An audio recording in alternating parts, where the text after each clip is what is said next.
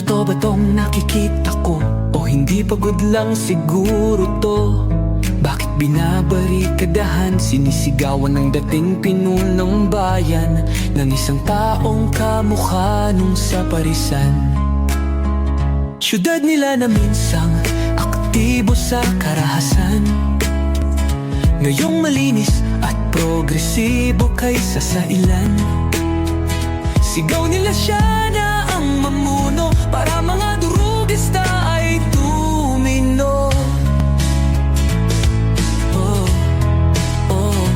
Dating pinupuri, tinitingala, nagbigay dangal sa lahi. Pag may lumalapit, abot tenga ang ngiti. Mahal ko ang Pilipinas, di ako papapi.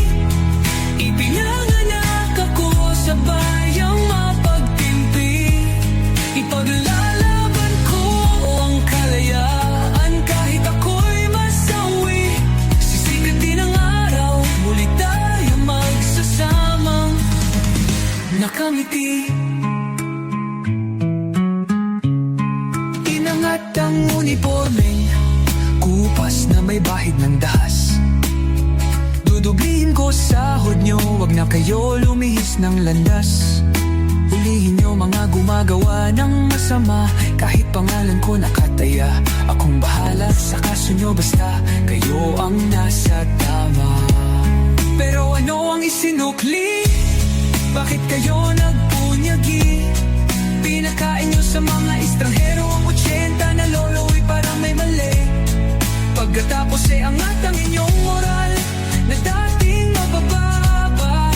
Grabe ang isinukli, parang dumukot ng tae. Tapos nilagay sa kamay, sabay sampa.